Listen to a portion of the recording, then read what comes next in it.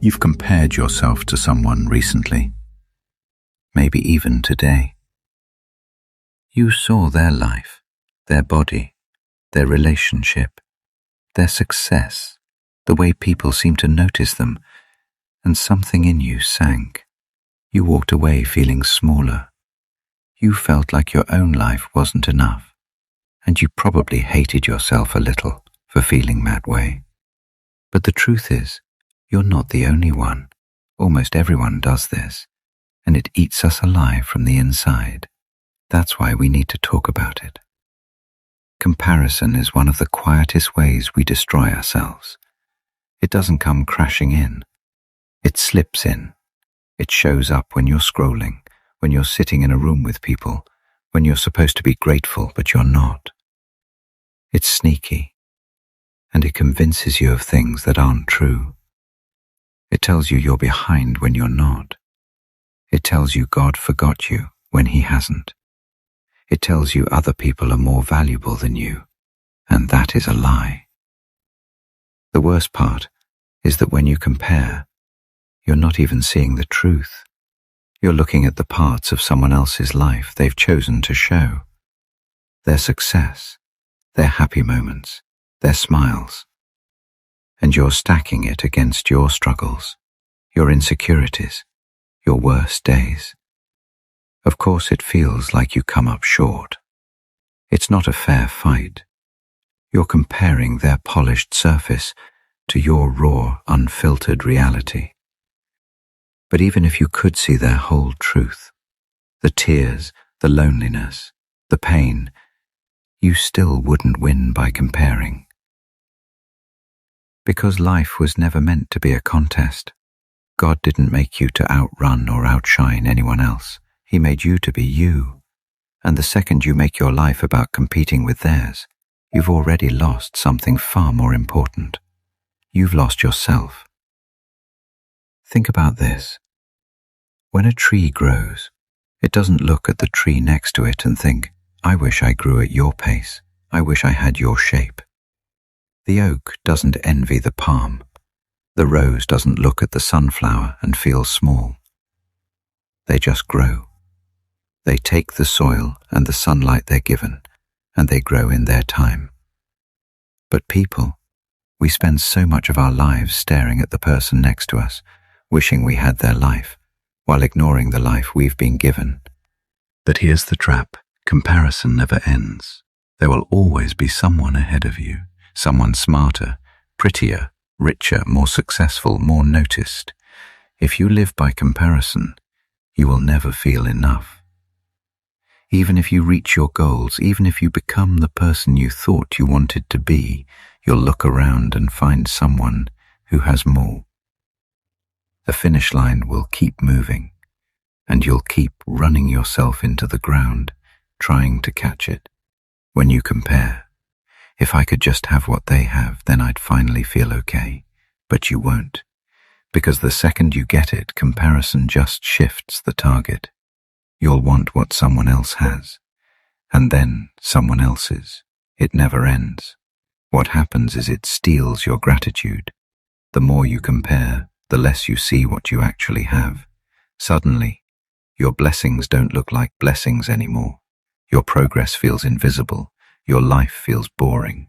But nothing about your life actually changed. The only thing that changed is your focus. Gratitude cannot live in a heart that's always staring at someone else's life, and it's deeper than that. Comparison doesn't just kill gratitude, it kills identity, because when you compare, you stop being yourself, you start adjusting, you start reshaping, you start living in a way that's not true to who you are, just to look a little more like them. And piece by piece, you lose what makes you, you. God didn't make you to be a copy of anyone else. The world doesn't need a second version of them. The world needs the first version of you. Do you realize God thought the world needed you, and you came here with a purpose? Before the time began, He said, the world will not be complete without you, without your story, without your voice, without the life I've given you. But if you spend your life trying to be somebody else, you'll never discover the reason you were created. You'll die with your true purpose still locked inside. Here's a hard truth. Comparison usually isn't about them, it's about you. It exposes the places you feel insecure. It shows where you don't trust God's timing for your life. It reveals what you've tied your worth to. For example, if someone's success makes you bitter, it's not because they did something wrong. It's because you secretly believe success is what makes you valuable. If someone's beauty makes you feel ugly, it's not because they're too beautiful. It's because you've tied your worth to appearance. Comparison is like a mirror. It shows you what you've been relying on instead of God. But let me tell you this, you don't have to carry their calling. You don't have to walk their timeline. You don't have to run their race. You only have to be faithful with what God gave you. That's it. And faithfulness will take you further than comparison ever could. Sometimes we compare because we think we're late. We're 25 and not married.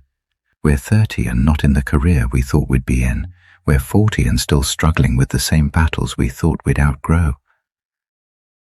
And then we see someone younger than us already doing what we dreamed of. And it feels like it's over for us. But who told you you're late? Who set that clock you're panicking over? Not God. His timing for your life is not tied to theirs. Moses didn't even step into his calling until he was 80. Joseph spent years in prison before his dream came to pass. David was out in the fields, overlooked, while his brothers were already in the army. If they compared themselves, they would have quit. But God was never late. He was preparing them. And He's preparing you, too. Comparison also turns people into competition. You stop seeing them as friends, as community, as people to learn from. You see them as threats. You resent them. You pull away. But here's the truth. Someone else's success does not take away from yours. Their story does not cancel yours. Their life doesn't erase yours. You are not in a competition. The same God who blesses them is the same God writing your story. And here's something many of us miss. Comparison can actually be pride in disguise.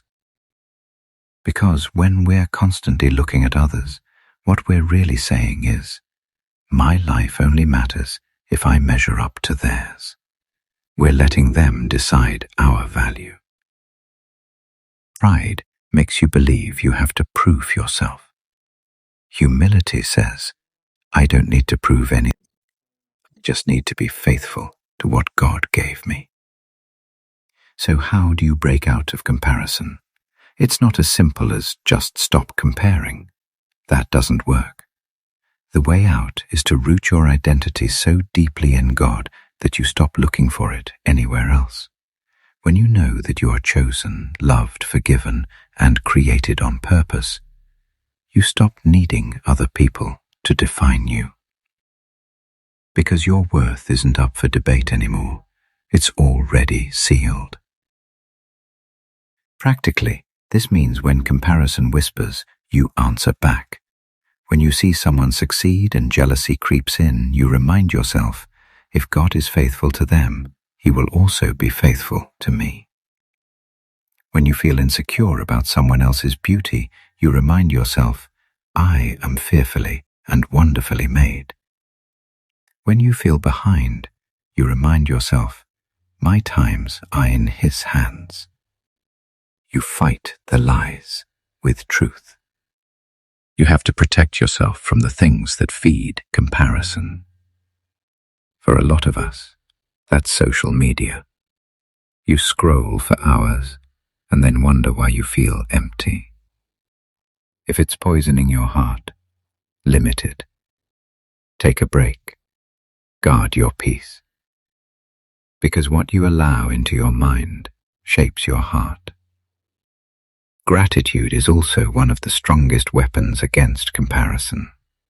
Every time you feel yourself wishing for what they have, stop and thank God for what you do have. Say it out loud. Write it down. Gratitude changes your vision. It reminds you you're not forgotten. You're not lacking. You are cared for. Here's a perspective that might sting. Sometimes the thing you envy in someone else is the very thing God didn't give you on purpose.